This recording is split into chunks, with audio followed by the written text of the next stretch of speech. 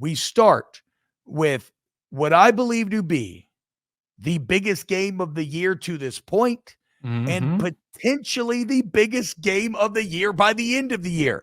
It is hard to create a regular season game in a lab that would be more massive, more impactful, more exciting outside looking in than the Georgia Bulldogs heading to Tuscaloosa to take on the Alabama Crimson Tide. And before we get into the X's and O's, Aaron, let's engage with the narratives here because this is fascinating. Let me give you some numbers. And these are going to blow, you probably know these, you're a Georgia fan, but they're going to blow the average listener's mind. UGA has won 42 consecutive regular season games. In fact, if you look over the past, they've won 28 straight SEC regular season games. Jeez. If you look at UGA over the past 51 games, they are 49-2. 49-2, guys. Try to wrap your head around that. You can't. It's like when I was a little kid pondering death, trying to understand the concept of immortality. You can't do it. Infinity, you can't. 49-2. The only losses in that period, Alabama in the 21 and 23 SEC championships. Now, this is where it gets crazy. Despite the fact that they're 49-2, everything I just said, UGA has lost 8 of their last 9 against Alabama. I mean, if this isn't the fucking kryptonite to Superman and football form, I have never seen it before. Only Lex Luthor's gone, okay? Nick Saban's gone. Daddy's retired, and he's having a lot of fun now on College game day.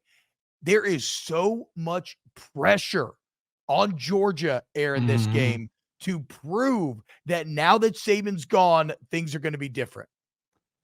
Yeah, the numbers are crazy, honestly. And it's been until Georgia beat them in the national championship a couple of years ago in a game where Alabama lost a couple of star receivers, and that was a big difference in the game. I mean, they lost drawing a blank on his name on a play right down the middle of the field, which was a big game, tears the ACL. They lost a couple of guys. They lost a couple of guys. Georgia finally got over that hump. One, and not only did they win the national championship, but they finally beat Alabama after years and years and years and years of just like Bama being in the way of winning from, the national championship where they threw the touchdown on, 3rd and 40 or whatever the hell it was. So this is, you said it right. This is the kryptonite for Georgia. Georgia fans know it. Kirby knows it. I mean, hell, last year or even 2-3 years ago in the SEC championship game, I remember like Alabama fans didn't even really show up to the game. And I think they knew that like Georgia was the better team. Georgia was going to win. And then Alabama won last year. Kind of same thing. Like Alabama was good, but Georgia's better. But Alabama still won. So it seems like even though Kirby has maybe at times gotten some better players, maybe put together some better rosters and some really good key positions, Alabama still found a way to win the football game when no one thought they would. Yeah, both SEC championship games. Georgia was favorites. Last year, Georgia had won over 30 games in a row, was trying to become a three-peat team, the first ever truly to do it. Because, Minnesota was like before football, really. But like, and who stood in their way? A lesser Alabama team. Yep. It's mind-boggling that you could be 42-9, but having lost 8 of the last 9. Yeah, that was an Alabama team too that almost lost the week before against Auburn and took a Hail Mary to win the football game, and then they go and beat Georgia the next week. So it's just like, I don't know what it is, but this is the time where Georgia has to win. Georgia cannot go into Tuscaloosa this weekend and lose this football game against a Nick Saban, a team that doesn't have Nick Saban on the sideline. And we love Kalen DeBoer. You and I said it last week. Kalen DeBoer is probably the number 2 coach in all of college football right now. And a very good big game coach. Very good big game. Very good big time coach. Big game. I mean, like in a massive, like, gotta have it game. Kalen DeBoer has been fan-fucking-tastic. Yes, but Kirby has to win this football game. Georgia has to win this football game. So I would say more pressure on the Dogs than Alabama. Easily. Way more pressure. I think DeBoer is playing with like pure house money here. Mm-hmm. Like, I mean, because will people be upset if he loses at home? Yes. And will there be like, it's not Nick? Sure. whatever. But that is dwarfed when compared to how Georgia fans would feel if Kirby lost this game. That would be like devastating for just the mental health. But even more so, like how upset Bama fans would be if DeBoer should lose would be dwarfed by how unbelievably pumped they would be should he win. Because all of a sudden, if Kalen DeBoer wins his game, well, guess what? Nothing's changed. Nothing's changed. This is Georgia's opportunity to take their seat on the throne. You have looked like the heir apparent for years. You were named the heir apparent, okay? The head coach in waiting. And this is your opportunity. And if you let Kalen DeBoer snag that from underneath you, well, then it's going to say, well, how does Georgia get over the Alabama hump? I don't know. What has to change for Georgia to get over the Alabama hump? And I do want to go to yeah, go ahead. Yeah, I want to get into this real quick. This before we dive into a little bit more X's and O's as well. Because someone in the chat said, like, well, this game doesn't matter for playoffs. I disagree. This game, I think, is monster for both teams. You look at Georgia's schedule. Like, what do we say? Like 10-2 probably gets you in. But if Georgia loses this game, they still have to play at Texas, at Ole Miss, and Tennessee. Yeah. If Alabama loses this game, they still have to play at Tennessee, at LSU. So not as difficult. They got to play Missouri. It's like Alabama's neither team has like a clear path to like, yeah. But neither team has like this clear path of like, okay, we lose this game, it's okay because we're just going to win the rest of it. Like, no, like it is still a gauntlet for both teams to be able to even make the playoffs. So like this isn't just oh, it's okay, it's fine, we can move on. Especially Georgia knowing the teams they have to face on the road going forward. I think this is two things. Must win because Georgia needs to get off the Alabama's our daddy mentality. And Georgia needs to win this game because you can't win in Tuscaloosa. What gives you confidence that you can win in Austin against, I would say, a better football team? Yeah. Ole Miss, who could be just as better football team, and Tennessee's who's one of the hottest teams in America right now. Yeah, and so let's get into then the X's and O's in this game, Aaron, because it is wild to me how similar these teams feel in a lot of ways in terms of where their strengths are and where their question marks are, right? Would you agree that both defenses statistically are very awesome right now? Certainly we'll get into the Alabama secondary because that's maybe the question mark. And that was the SEC championship last year, was that Alabama defense, especially the secondary, just completely shutting down Carson Beck. But both defenses are awesome. Both offenses have been all right. Both offenses seem to lack weapons. Maybe Alabama has a slight edge on the ground. Like in terms of how these two teams both have veteran quarterbacks that they believe in. Like in terms of how these two teams are built, they are kind of built shockingly. Oh, and their relative weaknesses defensively, Aaron, they both don't statistically have great run defenses. Yeah. Which, right now, that's like they look otherworldly defending the pass, but both right now that seems like maybe we're an area which they've kind of struggled this time. And Georgia 2 weeks ago, week ago versus Kentucky, whenever it was, they were missing some guys up front. And they hope to get them back. Warren Brinson, Michael Williams, you get those guys back, and hopefully you'll be a little bit more stout against the run. I do believe this is a game, though, that you look at both secondaries. Both secondaries are very young. Georgia lost 3 guys to NFL last year. Alabama lost a bunch of guys to NFL last year, only returning 1 guy in the secondary. Both receiving cores, like you alluded to. Still a lot to you got to prove it to me mentality. And I know Alabama fans have been on me all week about, oh, what are you talking about? What are you talking about? We got Ryan Williams. Ryan Williams is still 17 years old and hasn't faced a defense and schematics like he's going to face against Georgia this weekend. It's like, now, if you're really going to put all eggs in a 17-year-old basket, that's still a little worrisome to me. But going back to it real quick, the areas of like truly in my mind where the weaknesses, or at least the areas that are a little bit unproven, is both secondaries. And we've seen Alabama get exposed, but not a team that can throw it on them. And I think both teams' weapons on offense. Georgia and the receivers, and I know you love to say it, and it's still true right now, have not been able to produce to start the season. Alabama, it's been Ryan. Geez, got some. It's been Ryan Williams, but that's pretty much it. So both receiving cores are unproven, both defensive backs are unproven. Which team can finally push through is going to be the big area that I'm looking for. Yeah, I mean, I will say this for Ryan Williams, though. He does, if you look at both teams' receivers, he does stand far and above everybody else. Oh, 100%. Like Dominic Lovett's got 12 catches for 155. 4 catches a game. It actually leads the way for both teams, but for only 51 yards. Arian Smith, about 3.7 catches a game, 47 yards. Dylan Bell, 3 for 32. And then let's look at Alabama before I get to Williams. You got Jeremy Bernard, 3 catches for 41 a game. Kobe Prentice, 2 for 25. Like nothing. And then you get to Ryan Williams, 3 catches for 95 yards a game, 4 touchdowns. Nobody else on this list has over 1. So I agree with you. That's crazy that he does seem to be the best weapon in this matchup, given that he's 17 years old. And how much can you lean on a sub-18-year-old? A man who, if you wanted to watch a rated R movie in his college course, would technically have to get a permission slip signed by his parents to be able to do so. Can you really lean on him in a game like this? And I say kind of no, right? I mean, I don't think you should be able to. I don't think you will be able to. So then we look at the ground game.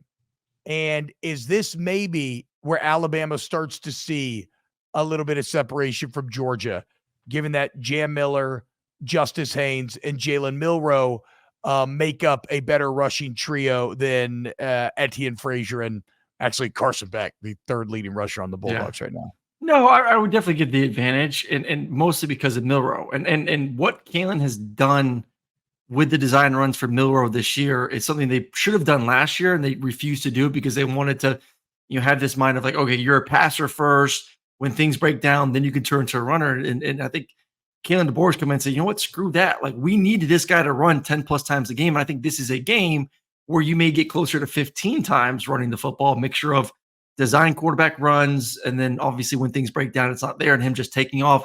He is the best athlete on the field. Don't shy away from that. Kalen's had that approach the entire season. So yeah, major advantage. And Alabama's offensive line is healthy. They're not as bad as they looked against USF a few weeks ago. They got their guys back against Wisconsin. You saw how dominant and strong they can be. But once again, Georgia's also going to be stronger and healthier at the defensive line position. That's going to be an interesting battle up front there. But yeah, if you want to go like which offense right now is maybe performing a little bit better than the other, you would probably give the advantage to Alabama at the moment. They're hitting big plays down the field. They've shown that they can run the football. They're healthy at offensive line. What has Georgia struggled with? Georgia has struggled creating big plays down the field. Georgia's offensive line is banged up with their best right guard out when Tate Ratledge for the next 6 to 8 weeks. You forgot about Ratledge. And then, hopefully ETN continues to get going a little bit. But yeah, I would say a little bit of advantage for Alabama right now on offense. So, I mean, the Ratledge stuff is almost making me want to change my prediction I put down, but we'll get there in a second. But Aaron, I'll ask you this question. So we agree the offense may be a bit better for Bama right now. Mm-hmm. Is Georgia's defense, in your opinion, better than Bama's defense? Yeah, I would say yes. I would say Georgia's defense, front seven. Alabama, while they may be really good, they're just unproven. They just are. They're very young, and you see those mistakes against Wisconsin. You see those mistakes against USF, where Georgia's just more veteran. You have a front seven that is a bunch of juniors and seniors and guys that have played a lot of football. You got Malachi Starks in the back end, who's the best safety in all of college football right now. So you're just a little bit more of a veteran group, been there, done that, played in big time games. The moment's not going to be too big for them. So like I would give a more of a significant edge to Georgia's defense over Alabama's defense than what we just discussed with Alabama having a slight edge offensively over Georgia's offense. I could agree with that. Though being at home is going to cause Alabama's defense to get juiced up a little bit more, have a little bit more of an advantage, having Georgia have to go on silent count and everything. And again, not having Tate Ratledge does kind of make Bama's defense better just by hurting Georgia. How big is this for Carson Beck? I think this is big because Carson has not had a good start to the season. And Yeah. all of a sudden you start looking around for, why did Carson come back? Obviously, he wanted to win a national championship. He wanted to put himself in a situation to be the number one pick in the NFL draft. And right now there's other quarterbacks that are playing better than him. You have Ewers that's playing better than him. You have Cam Ward who's playing better than all of them at the moment. And that's a guy that's going to continue to get a lot of buzz when it comes to the NFL, which is his playmaking ability. So you lose this game, like we talked about the schedule, you're losing an opportunity to be a Heisman guy, to win a national championship, and you're going to move down the board when it comes to the NFL draft. So there's a lot on the line for Carson in this game and going forward. He is the guy that can separate himself from the pack when it comes to Heisman chances and All-American chances and everything else by winning these games. But he can also significantly go back if he does not perform, because guess what? Like you started this whole conversation with, this is the biggest game of the season so far, going to be one of the biggest games of the year. Yeah. Everyone is going to be watching this game. You will be judged for how you go to Tuscaloosa and play against Alabama. It's going to do 12 million at least, if not more. And we're going to learn about Jalen Milroe as well, if you flip it to the other side. Because right now, Jalen Milroe feels but Jalen plays big in big games. Yeah, he always does. But he also feels like he's improved, in my opinion, over last year a bit. Like the running threat is all still there. The explosivity is still there. I mean, maybe he just doesn't have to develop the middle portion of his game, although to beat a Georgia, you're probably going to have to do more of that. But like, as someone who really championed the potential of Jalen Milroe all off season and championed the growth that I thought that he would see under DeBoer, the USF game muddied the picture. Not his fault. We talked about it. The O-line was absolutely awful. Not his fault, but it did muddy the picture a bit. And Wisconsin, that's fine, but it's Wisconsin. So this is going to be, I think, the real test to my theory. Okay, is Jalen Milroe like an actual Heisman favorite here? And so, I mean, that's how high the stakes are. That's what's on the line for both of these guys under center. Also, I think Carson Beck's dealing with the legacy of Stetson Bennett here a bit. And I know all of Bennett's game traditionally came in like the playoffs and the national championship, but the bottom line is that Bennett was a big gamer when the biggest games were there, when it mattered the most. Maybe with the exception of that SEC championship a couple of years ago. What do you do next? He immediately bounced back, got it done. So, here's where I'm at. They gotta make Carson comfortable. He was not comfortable versus Kentucky. It's a good Kentucky defensive line, but this is going to be a louder environment. This is a better defense overall. If Alabama could make him uncomfortable and do what Kentucky did, which is possible, then that's a rough recipe for Georgia. That's rough. Yeah, I mean, just where's the threat from Georgia outside of having overwhelming talent? And the problem is a lot of that overwhelming talent, it feels like it's always on the line of scrimmage. So when you lose Tate, how much then does that take away from a backfield that's already been relatively unexciting? And listen, Etienne has looked good since he's been there. I mean, Etienne's only played 2 games. I'm saying, 78 yards a game, but Jam Miller's at 88, Justin Haynes at 55. Frazier and Etienne are at 78 and 37. It's just, I'm with you. I'm trying to find a way here, but like, I think Georgia has the guys. I don't know why it's not turning into success. And maybe I'm just wrong on this. Maybe I am wrong. Maybe I'm just been hoping that finally Georgia, after a decade of not having elite talent on the outside, finally they were going to get there. And for some reason, just doesn't happen.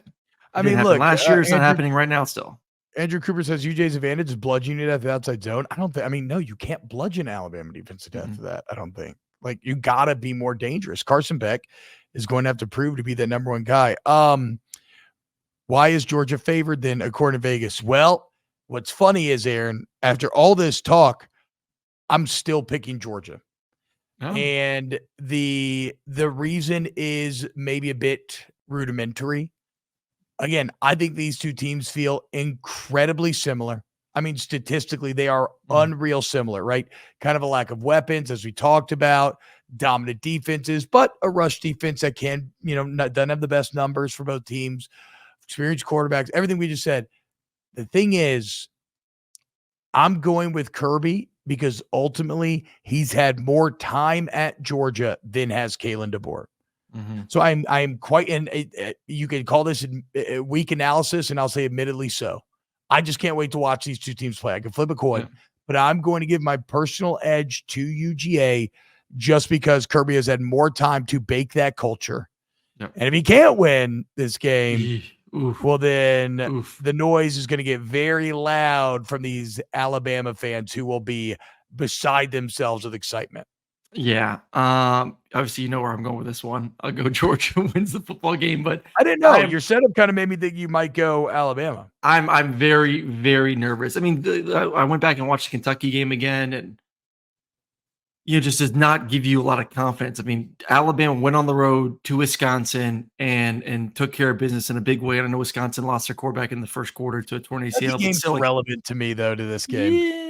Completely irrelevant. Georgia's not going to approach this game at all in the same manner they were Kentucky. They give a fuck about Kentucky. What I'm saying is, like, you saw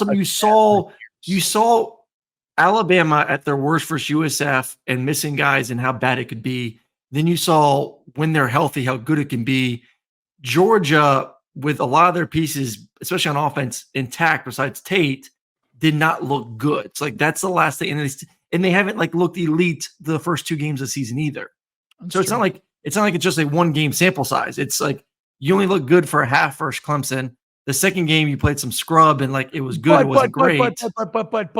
But Alabama has done nothing that matches that second half against Clemson, especially the more and more we see of Clemson and how good they have looked. Like, let's not completely just debase Georgia here. This is just great because this is just great on great, man. Great coaches, great programs, great brands, great setting. Gonna do 12, 14, 15 million people. This is why you commit to these schools to play in the games where every single college football fan is the country is going to be watching you. I cannot wait. Looks like we both have UGA a little bit here. And a lot of y'all are going to accuse me of this being, oh, you hate Bama. You hate Bama. No, fuck Bama, but fuck Georgia too. Secretly in my heart, I hate everyone. So don't think that when I ever pick one team over another, that's because I hate one more than the other. I would love both of y'all to be miserable and lose every game.